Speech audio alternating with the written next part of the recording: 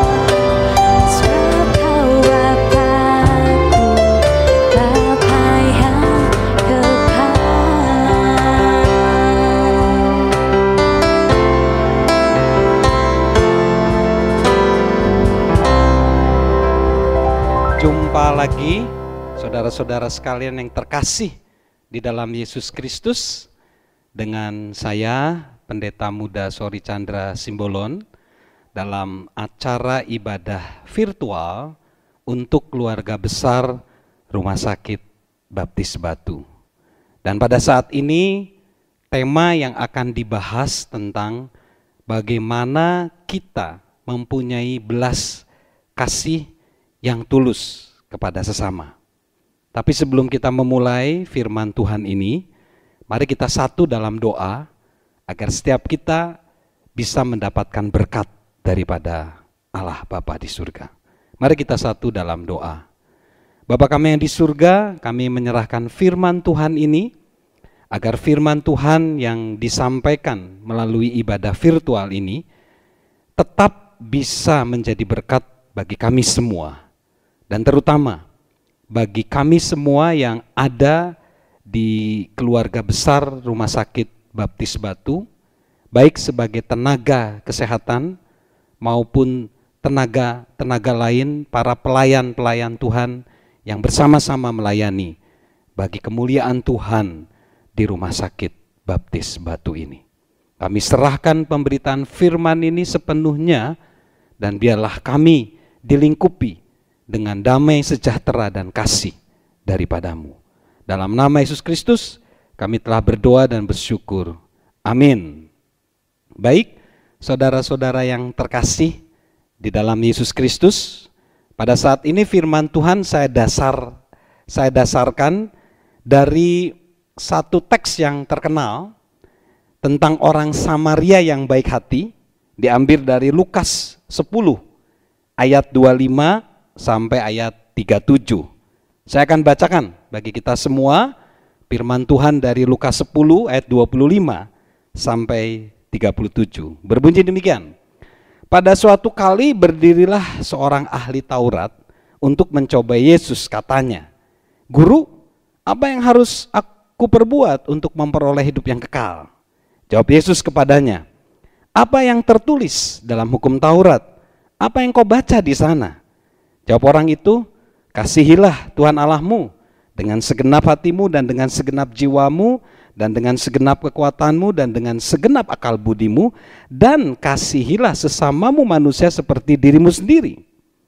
Lalu ayat 28, kata Yesus kepadanya, "Jawabmu itu benar, perbuatlah demikian maka engkau akan hidup."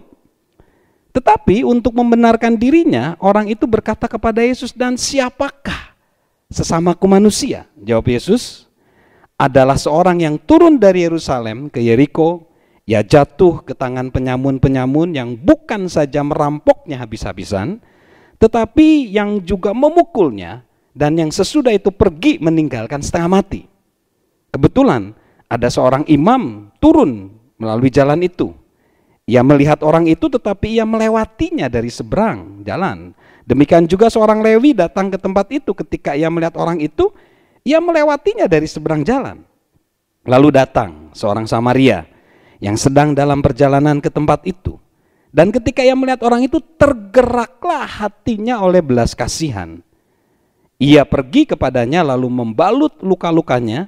Sesudah ia menyiraminya dengan minyak dan anggur, kemudian ia menaikkan orang itu ke atas keledai tunggangannya sendiri, lalu membawanya ke tempat penginapan dan merawatnya.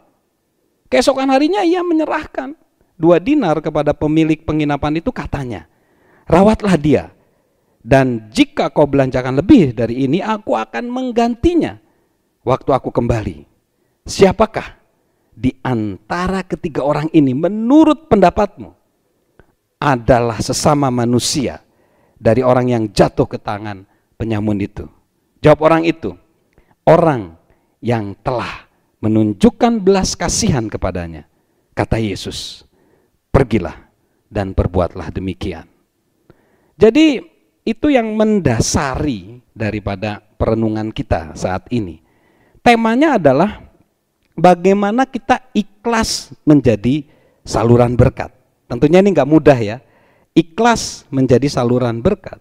Di ayat yang ke-33, kebenaran yang pertama, untuk menjadi ikhlas menjadi saluran berkat, Kita lihat ayat 33 dari Lukas 10, tergeraklah hatinya oleh belas kasihan.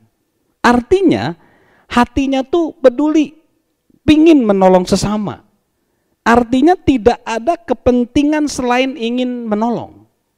Artinya juga, kalau orang pengen menolong berarti tidak ada rasa egoisme. Nggak ada lagi. Nggak ada lagi menginginkan ketenaran, keterkenalan, posisi, kedudukan, material. Nggak ada. Yang ada adalah ketulusan, keikhlasan, dan benar-benar ingin menolong sesama. Ini nggak mudah, saudara-saudara sekalian. Karena betul-betul kita harus selesai dengan diri kita sendiri. Kita harus merasa bahwa kita tidak mempunyai mentalitas rugi. Mengapa ini penting? Karena kita sudah ditebus dengan darah Yesus. Dan darah Yesus itu tidak pernah merugikan kita. Kalau kita menolong orang dan merasa rugi, kita mesti belajar lagi tentang darah Yesus yang begitu mahal.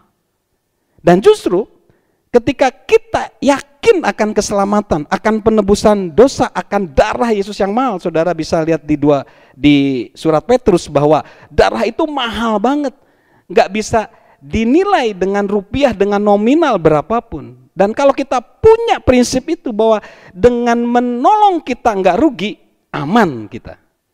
Dan kita pasti akan terus juga mengalami pembentukan Allah, akan mengalami pertumbuhan dari Allah. Dan kita akan semakin diperkaya oleh Tuhan. Karena Allah kita kaya, Allah kita penuh dengan limpah rahmatnya. Dan dia nggak pernah kekurangan. Kita hanyalah alat. Tapi kalau kita masih ada kepentingan untuk kita, itu tidak mungkin ikhlas. Lalu yang kedua, menolong secara komprehensif. Itu tidak hanya sebagian.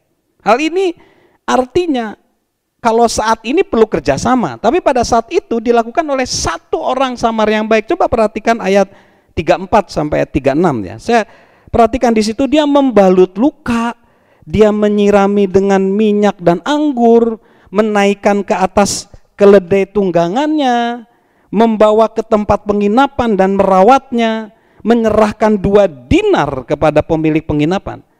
Tahu nggak saudara-saudara sekalian, hal ini menyangkut menggambarkan pertolongan yang sangat komprehensif. Mengapa demikian? Karena ini melibatkan banyak aspek. Ketika membalut luka, ini sebenarnya adalah tindakan medis. Bisa dilakukan oleh dokter, bisa dilakukan oleh perawat. Dan kalau menyirami dengan minyak dan anggur, ini berhubungan dengan desinfektan, anti infeksi. Ketika saya lihat bahasa aslinya, ternyata di situ anggur dan minyak itu adalah untuk mengurangi dampak peradangan atau infeksi. Berarti di sekarang di zaman 2020 ini ada PPI, ya, panitia pengendalian infeksi misalnya, komite, ya, atau panitia pengendalian infeksi. Berarti ini pun dilakukan oleh orang-orang yang sudah mengalami sertifikasi pendidikan, apalagi dalam situasi pandemi seperti ini sangat penting. Tapi waktu itu jelas dampaknya mungkin bukan virus ya, tetapi bakteri, tetapi itu mikroba, makhluk-makhluk kecil yang menyebabkan infeksius. Lalu selanjutnya dikatakan di situ, dia menaikkan kepada keledai tunggangannya. Ini apa? Kalau dalam konsep sekarang, ini masalah transportasi. Kalau sekarang jelas menggunakan mobil ambulan, ya kan? Berarti di situ ada juga tenaga driver tentunya, yang menjadi supir bagi mobil ambulan itu. Dan tentunya dalam sekarang pun di ambulan ada tenaga medis yang lain di situ. Ada alat-alat medis seperti infus, seperti bed untuk pasien, dan juga tentunya juga perawat yang mendampingi. Nah, terus yang selanjutnya, ketika dia membawa ke penginapan, nah ini masalah penginapan ini kan juga masalah rawat inap, ruang rawat inap. Atau mungkin bisa rawat jalan, tetapi ini ruang rawat inap ya. Ini berarti manajemen di ruang rawat inap. Lalu selanjutnya menyerahkan 2 dinar. Ini masalah finansial, masalah keuangan. Ya kalau kita mungkin ada BPJS sekarang, asuransi kesehatan. Jadi rupanya luar biasa. firman Tuhan di Lukas 10 ini berbicara tentang komprehensif menolong orang. Jadi nggak bisa nolong itu satu bidang-bidang, enggak. Dan rupanya orang Samaria yang baik hati ini luar biasa ya. Dia itu menolong dengan komprehensif dan sekarang harus melibatkan banyak profesi. Maka khususnya untuk keluarga besar di Rumah Sakit Baptis Batu, setiap profesi, setiap bidang pelayanan kita itu semua dipersatukan untuk menolong para pasien. Jadi berarti kan kita semua berperan di situ untuk kemuliaan Tuhan di bidang pelayanan medis. Itu ya. Yang kedua adalah komprehensif.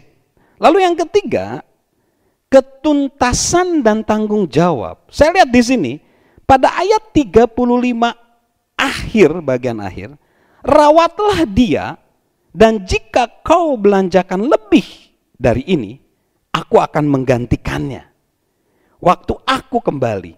Ini masalah apa? Pendelegasian. Ini masalah pendelegasian. Dan ini masalah tanggung jawab, ketuntasan dan totalitas. Ini menarik. Jadi ketika kita ingin menolong orang tadi, tema kita kan ikhlas menjadi saluran berkat. Harus totalitas. Harus tanggung jawab. Dan harus ada tuntas dan pendelegasian. Kita kan nggak bisa kerja sendiri. Kita ada di muka bumi ini, manusia itu perlu kerjasama. Perlu saling melengkapi, saling memperkaya, saling membangun satu sama lain. Tetapi di sini saya melihat ada ketuntasan. Kalau kita melakukan sesuatu belum tuntas, berarti belum selesai. Lalu di sini masalah tanggung jawab juga. Ya, di sini lihat dan totalitas. Jadi ketika kita melayani, baik itu sebagai tenaga medis, nakes, tenaga medis, terutama di era sekarang ini, kita tetap melayani dengan sungguh-sungguh, dengan tuntas, dengan tanggung jawab. Dan memang ada resiko di situ tentunya. Tetapi resiko bisa kita kurangi dengan kita memperlengkapi diri dengan alat pelindung diri, APD. Nah jadi ada 3 hal dari teks Lukas 10 ayat 25 sampai 37. Kalau kita ingin ikhlas menjadi saluran berkat, yang pertama kita harus mempunyai hati yang digerakkan oleh belas kasihan. Artinya kita mau menolong tanpa kepentingan apapun, tanpa agenda pribadi. Lalu yang kedua, kita menolong dengan komprehensif, bahkan kerjasama antar bidang. Karena tadi merawat perlu tenaga dokter, tenaga perawat, juga ada finansial, perlu tenaga akuntansi, keuangan. Untuk driver kita perlu alat transportasi. Banyak aspek yang harus dilibatkan, itu namanya komprehensif. Lalu yang ketiga, melayani harus dengan ketuntasan, dengan tanggung jawab, dengan totalitas. Jadi, ikhlas menjadi saluran berkat adalah 3 hal itu yang ada di Lukas 10 tentang orang Samaria yang baik hati. Mari kita satu dalam doa. Bapa kami yang di surga, terima kasih. Firman Tuhan yang begitu jelas kepada kami, bagaimana kami ikhlas menjadi saluran berkat. Kami perlu untuk melayani dengan penuh belas kasih tanpa agenda pribadi kami. Yang kedua, kami melayani dengan komprehensif melibatkan semua bidang, semua profesi yang ada khususnya di rumah sakit ini. Baik profesi dokter, perawat, lalu tenaga-tenaga paramedis yang lainnya, ahli gizi, juga tenaga radiografer, reka medis, rehab medik, dan juga kami perlu melibatkan tenaga finansial, keuangan, akuntansi, driver atau alat transportasi, alat medis, dan juga alat-alat non-medis. Sistem manajerial juga dilibatkan di sana. Itu komprehensif. Dan yang ketiga, ketika kami melayani dengan tuntas, dengan totalitas, dengan tanggung jawab, agar pelayanan kami memuliakan Tuhan. Terima kasih Tuhan. Tuhan berkati Rumah Sakit Baptis Batu. Tuhan berkati juga negara kami Indonesia dan bahkan dunia internasional akan bisa terus mengendalikan dari pandemi ini. Hanya di dalam nama Yesus Kristus Kami telah berdoa dan kami bersyukur. Amin. Salam jumpa. Tuhan memberkati bagi kita semua. Mari kita satu di dalam doa. Bapa Surgawi, pada pagi hari ini kami mengucap syukur untuk kebenaran firman-Mu yang boleh memberkati kami. Dan saat ini kami bersama-sama bersatu hati menaikkan syafaat kami Tuhan bagi bangsa dan negara Indonesia, bagi Provinsi Jawa Timur, bagi kota wisata Batu. Biarlah semuanya tetap dalam kendali dan pimpinan Tuhan terkait pandemi COVID-19 ini. Biarlah penanganan yang komprehensif boleh terjadi sehingga semuanya boleh terselesaikan tepat pada waktunya. Hamba-Mu juga berdoa untuk Rumah Sakit Baptis Batu. Kiranya Tuhan juga menolong, campur tangan dan memberkati untuk keberlangsungan setiap pelayanan yang Tuhan percayakan hingga semuanya boleh berjalan dengan baik dan lancar. Kami berdoa untuk setiap pergumulan, kerinduan, harapan yang ada, biarlah satu persatu semuanya Tuhan boleh nyatakan atas Rumah Sakit Baptis Batu. Hamba-Mu berdoa menyerahkan kepada Engkau untuk setiap tenaga-tenaga kesehatan yang boleh melayani di Rumah Sakit Baptis Batu bersama dengan tenaga non-kesehatan yang lainnya. Kiranya Tuhan memampukan sehingga ada sinergi yang baik satu dengan yang lain, sehingga semuanya boleh mendatangkan kesembuhan bagi setiap pasien yang mempercayakan pelayanan kesehatannya di tempat ini. Dan biarlah semua pegawai yang ada diberikan imunitas tubuh yang kuat, diberikan antibodi yang kuat di tengah pandemi COVID-19 ini. Kami rindu biarlah setiap pegawai yang mengalami kelemahan fisik, Tuhan menjamah dan Tuhan memberikan kekuatan, kesehatan di dalam kehidupan mereka. Hamba-Mu juga berdoa menyerahkan kepada Engkau untuk keluarga semua pegawai, kiranya juga terus dalam penyertaan, perlindungan, serta kasih setia Tuhan, sehingga semuanya tetap dalam keadaan sehat dan tidak kurang satu hal apapun. Kami juga berdoa untuk para pemimpin kami, kiranya Tuhan juga memberkati direktur, wakil direktur, para ketua komite, manajer, kabak, kainstal. Biarlah semuanya terus ditambah-tambahkan hikmat bijaksana oleh Tuhan dalam menjalankan setiap tugas dan tanggung jawab yang Tuhan sudah berikan untuk membawa rumah sakit ini semakin memuliakan Tuhan. Dan biarlah di tengah pandemi ini kami tetap meyakini bahwa pemeliharaan Tuhan terus terjadi. Untuk itu Bapa, kami mempercayakan semuanya kepada Tuhan. Biarlah keberadaan Rumah Sakit Baptis Batu juga mampu menjadi berkat bagi masyarakat, di mana semuanya boleh merasakan kasih Tuhan melalui pelayanan di rumah sakit ini. Secara khusus kami percayakan untuk Desa Telekung dan sekitarnya, supaya kemuliaan Tuhan juga dinyatakan hingga semuanya dipenuhi dengan sejahtera yang daripada Tuhan. Inilah Bapa yang menjadi syafaat kami.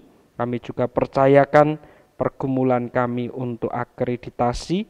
Biarlah Tuhan menolong, memampukan supaya kami dapat mempersiapkan diri semaksimal mungkin sehingga hasil yang terbaik kami boleh persembahkan kepada Tuhan. Terpujilah nama-Mu sekarang dan sampai selama-lamanya. Di dalam nama Tuhan Yesus kami telah berdoa. Amin. Untuk pagi hari ini saya akan memberikan sedikit materi yang perlu diketahui oleh rekan-rekan semua, dan juga untuk siapapun yang menyaksikan kapel virtual Rumah Sakit Baptis Batu.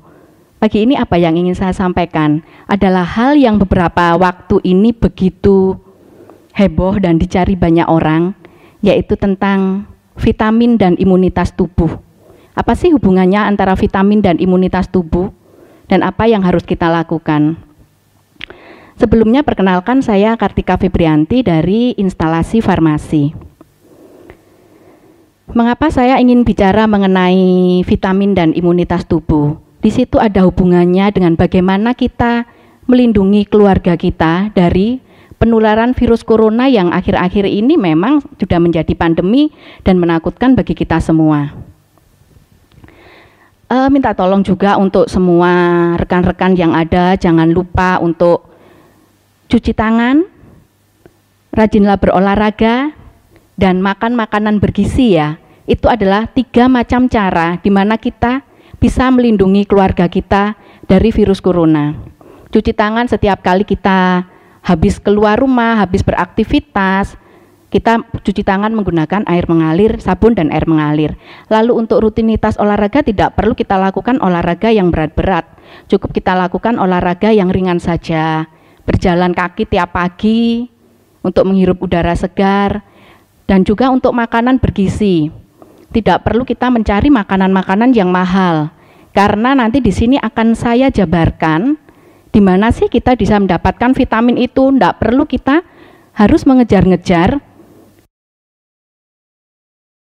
atau apalah itu berbagai macam merek vitamin yang hingga akhirnya kehabisan di apotik dan rumah sakit. Nah, ini adalah beberapa macam vitamin yang akan kita bahas, di mana dia akan meningkatkan daya tahan tubuh kita. Untuk vitamin A ini apa gunanya? Vitamin A ini berperan mengatur sistem kekebalan tubuh. Dia memberikan perlindungan terhadap infeksi, misalnya infeksi mulut, lambung, usus, dan sistem pernafasan. Di mana bisa kita dapatkan vitamin A ini? Vitamin A ini bisa kita dapatkan di dalam wortel, kuning telur, ubi jalar, daun singkong, brokoli, bayam, susu, dan sereal. Mudah bukan? Lalu untuk vitamin C, yang banyak sekali akhir-akhir ini dikejar itu vitamin C. Padahal untuk apa kita harus mengejar-ngejar mencari vitamin C sampai stok di pasaran kosong? Padahal vitamin C bisa kita temukan dalam makanan sehari-hari. Untuk apa sih sebetulnya vitamin C ini? Vitamin C ini merangsang pembentukan antibodi tubuh. Jadi tubuh bisa membentuk antibodi sendiri. Di sini vitamin C membantu untuk merangsang pembentukannya. Dia juga bisa memberikan kekebalan tubuh supaya kita tidak mudah flu seperti itu, tidak mudah lelah. Lalu di mana dan siapa yang punya vitamin C? Vitamin C bisa kita dapatkan di dalam buah-buahan. Misalkan pepaya, tomat, jeruk, jambu biji. Tidak mahal bukan untuk buah-buahan ini? Selanjutnya vitamin E. Selama ini orang awam mengenal vitamin E untuk meningkatkan kesuburan, untuk kecantikan kulit, katanya seperti itu. Padahal vitamin C juga berfungsi sebagai antioksidan dan bertugas menetralkan radikal bebas di dalam tubuh. Vitamin E ini terkandung di mana? Vitamin E ini ada di dalam sayuran hijau, juga ada di dalam minyak sayur, kacang hijau, dan kacang-kacangan. Zinc, mungkin kata ini agak asing bagi teman-teman yang awam. Zinc atau seng, apa sih zinc itu? Zinc ini dia berguna untuk membantu meningkatkan sistem kekebalan tubuh juga. Dia dapat bekerja dengan baik dan juga dapat membantu penyembuhan luka. Di mana kita temukan zinc? Di dalam daging ayam, daging tanpa lemak, makanan laut, hati ayam, telur, keju, wijen, juga golongan kacang-kacangan dan biji-bijian. Ini tampaknya zinc ini banyak dijumpai di makanan yang kita sukai ya. Sebetulnya kita sudah mengkonsumsi ini setiap hari juga seharusnya.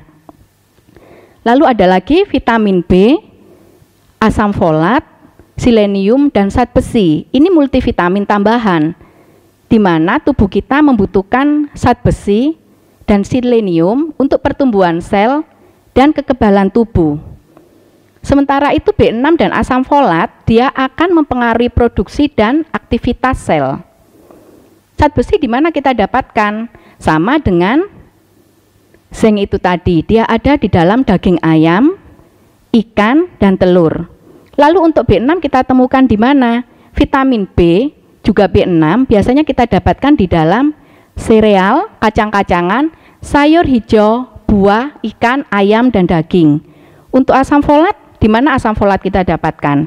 Asam folat juga kita dapatkan di dalam sayuran hijau, kacang, dan biji-bijian. Lalu selenium, sama, selenium juga ada di dalam kacang, daging, sereal, dan satu lagi di dalam bawang putih. Di sini kalau kita baca mulai dari atas tadi, untuk vitamin-vitamin itu sebetulnya sudah terkandung di dalam makanan kita sehari-hari. Asal bagaimana cara kita mengolah makanan kita supaya bersih dan sehat, sehingga dengan sesuai dengan protokol kesehatan yang saat ini sudah ditentukan oleh pemerintah. Dan sekarang kita harus menjaga gizi makananku dan gaya hidupku. Jaga gizi makanan kita dan gaya hidup, dan jaga gaya hidup kita. Bagaimana caranya? Seperti itu tadi, kita konsumsi makanan bergizi seimbang, batasi pemakaian gula, garam, dan lemak. Lalu juga konsumsi suplemen vitamin jika diperlukan. Jika dirasa apa yang kita konsumsi itu sudah memenuhi semua kebutuhan vitamin kita, tidak perlu kita menambahkan multivitamin. Untuk apa? Karena nanti pada akhirnya semakin banyak multivitamin yang kita konsumsi pun juga dia akan dibuang melalui urin. Dan juga hindari rokok, minuman beralkohol. Istirahat cukup teratur, tidur juga cukup. Dan yang terpenting kelola stres. Kita rileks dan kita harus bisa mengendalikan emosi kita dan diakhiri dengan olahraga aktivitas fisik yang ringan. Di sini untuk rileks dan kelola stres adalah hal yang sangat penting, di mana setelah kita bisa mengkonsumsi semua vitamin-vitamin itu, jika kita sendiri tidak bisa menjaga dan mengelola emosi kita, tidak bisa rileks dan stres, dia akan mengeluarkan hormon kortisol, di mana hormon kortisol itu akan menekan sistem imun kita, sehingga sistem imunitas tubuh kita akan turun, seperti itu ya. Terima kasih, saya rasa untuk materi mengenai vitamin cukup, dan saya harap dan saya rasa semua rekan-rekan sejawat juga rekan-rekan yang menyaksikan kapel virtual ini sudah mengkonsumsi dengan sehat makanan kita sehari-hari, memenuhi kecukupan vitamin dan gizi kita. 4 sehat, 5 sempurna, seperti itu. Dan akhir kata saya ucapkan jangan lupa pakai masker, jangan lupa cuci tangan, jaga jarak, jaga hati, jaga mood kita. Tetap semangat, Gusti berkahi. Matur nuwun.